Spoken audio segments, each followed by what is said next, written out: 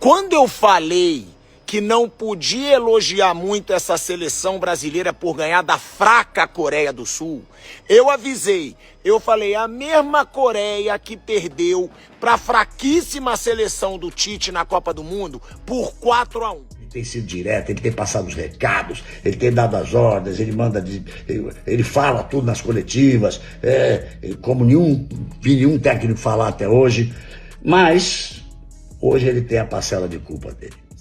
Com tudo aquilo que a gente tinha de melhor, o Tite, ele é o responsável por tudo para mim, né? Aí depois colocaram o Fernando Diniz, né?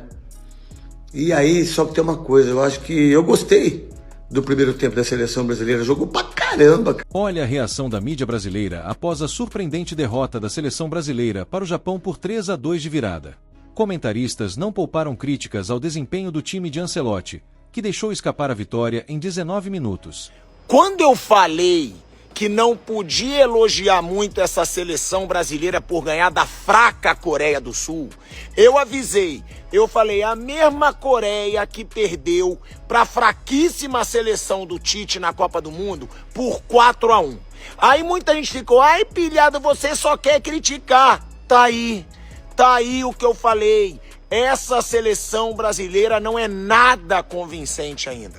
Uma seleção grande que faz 2-0 no Japão e sofre a virada, não pode ser respeitada, não pode ser levada a sério. É o que eu digo, a mídia, ela vai ter que babar a CBF, né? A Globo vai ter que babar a CBF, a imprensa que quer entrevista exclusiva, que quer acesso para os jogos, quer ingresso para jogo de Copa do Mundo, toda essa mídiazinha vai ter que tentar babar a seleção brasileira por qualquer vitória. E eu não vou fazer isso. Porque a seleção brasileira ela coleciona fracasso desde 2010, coleciona vergonhas como 7-1, eliminação para a Bélgica, eliminação para a Croácia de Copa do Mundo. E olha o futebolzinho que essa seleção quer mostrar. Fazer 2-0 no Japão. O Japão é ridículo. A seleção do Japão é fraquíssima. E levar uma virada para 3-2, podendo ser mais. Porque o Japão ainda perdeu o gol. É essa seleção brasileira que vocês vão querer elogiar. É essa seleção brasileira que vocês vão querer. Nossa, que maravilha, ganhou de 5 da Coreia do Sul. Não façam papel de trouxa. A mídiazinha tem que elogiar, tem que bajolar a CBF. Em troca, né, de interesses. Agora, para quem fala a verdade, o futebol da seleção tá ridículo. Se a seleção leva uma virada dessa pro Japão, imagina quando pegar a Espanha do Pedri e do Yamal. Imagina quando pegar a França do Mbappé e do Dembélé. Imagina quando pegar a Inglaterra do Kane, né? Do Saka. Gente, vocês estão de brincadeira. O Brasil tem que melhorar muito. E até o Ancelotti, ele não é mágico, tá? Ele não é mágico. Essa geração precisa tomar vergonha na cara, precisa ter mais brio de seleção brasileira para pelo menos na vontade tentar ganhar alguma coisa. Que papelão, que coisa ridícula que a gente acabou de assistir. Uma virada de 2-0 para 3-2, até mais, né? Pro Japão. É isso mesmo.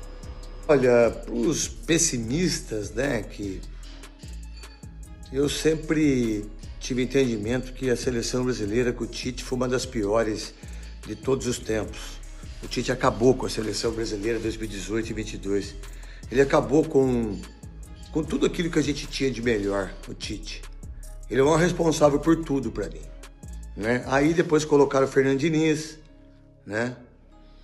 E aí, só que tem uma coisa, eu acho que eu gostei do primeiro tempo da seleção brasileira. Jogou pra caramba, cara. Jogou muita bola, bem posicionado. Mas aí o Ancelotti, quando ele mudou o time, quando ele tira o Bruno Guimarães e deixa o Casemiro só como primeiro volante, e o Casemiro já tá cansado, né? Calma aí, achar que o Casemiro também vai ser o grande... Calma, né? É difícil perder para o Japão, 13 jogos, primeira derrota, né? As falhas do Fabrício Bruno aí. Mas no primeiro tempo eu fiquei satisfeito com a seleção brasileira. É óbvio que futebol são 90 minutos. Perder é sempre ruim, mas há uma esperança. Há uma esperança, sim, em relação ao Ancelotti e a seleção brasileira. Não foi de tão ruim, não. Amigos das redes sociais, milhões de amigos das redes sociais, olha o sorriso, é falso. Eu queria estar fazendo um comentário com o mesmo sorriso e a mesma alegria que fiz quando o Brasil ganhou de 5-0 da Coreia. Não que eu imaginasse que fosse disparar uma outra goleada desse tamanho contra a seleção japonesa, até porque a seleção japonesa é bem melhor que a seleção da Coreia, ela tem mais qualidade técnica, tem um ex-jogador com experiência que trabalha bem o time, jogou o primeiro tempo na defesa, fechado por ali, esperando o Brasil vir para cima. Mas eu vou para um outro caminho. A gente tem elogiado tanto o técnico Ancelotti, eu fui um dos primeiros a indicar o nome dele para ser técnico, fiquei muito feliz com a contratação do Ancelotti. Para mim, é o melhor técnico do mundo, não podia ter ninguém. Ele tem sido direto, ele tem passado os recados, ele tem dado as ordens, ele fala tudo nas coletivas, como vi nenhum técnico falar até hoje. Mas hoje ele tem a parcela de culpa dele. Sabe por quê? Na defesa ele podia mexer quem ele quisesse, o goleiro, os laterais, os zagueiros. Mas eu acho que no meio do campo, falei isso no Galvão e Amigos, na véspera, na Band, no programa da Band. Eu acho que ele tinha que começar do meio para frente, com Casimiro, com Bruno Guimarães, com Matheus Cunha, com o Rodrigo, com o Estevão e com o Vini Júnior, que deram um show. Não se muda um time inteiro para se fazer uma partida. O Tite fez isso na Copa do Mundo em 22, mudou um time inteiro porque estava classificado. Resultado, pela primeira vez o futebol brasileiro perdeu de um time africano. Hoje, ele mudou inteiro, manteve 3 jogadores de confiança ali, manteve o Casemiro, o Bruno Guimarães está jogando uma barbaridade. Ele e o Rodrigo foram os melhores, junto ao Estevão, foram os melhores no jogo contra a Coreia. Então ele manteve o Casemiro, o Bruno Guimarães e o Vini Júnior. O Brasil fez um primeiro tempo bom, fez um bom primeiro tempo. O Bruno Guimarães meteu uma bola espetacular, PH entrar, como ele tinha metido para o Estevão no primeiro jogo, 1-0. O Paquetá, que entrou para formar o 4-3-3 e não o 4-4-2, 4-2-4, ele enfiou uma bola para o Martinelli, pá, foi lá e fez o gol. 2-0, acabou o primeiro tempo. Então, tá tudo tranquilo? Não. O Japão voltou diferente no segundo tempo e ele fez 3 alterações. Ele tirou Bruno Guimarães, ele tirou o Vini Júnior, foram 2 jogadores importantíssimos, e tirou o Martinelli. Tirou 3 craques de uma vez só. E a mudança que ele fez, mas entraram o Rodrigo, entrou o Matheus Cunha e também entrou o Wellington. O Wellington com o Bruno Guimarães não dá para fazer essa comparação. Ele joga até no mesmo time da Inglaterra, mas o Wellington é mais marcação, é mais atrás. O Bruno Guimarães é o que chega, é o que pisa na área, é o que bate no gol, é que enfia a bola. Então ele não trocou 6 por meia dúzia, ele trocou 12 por meia dúzia.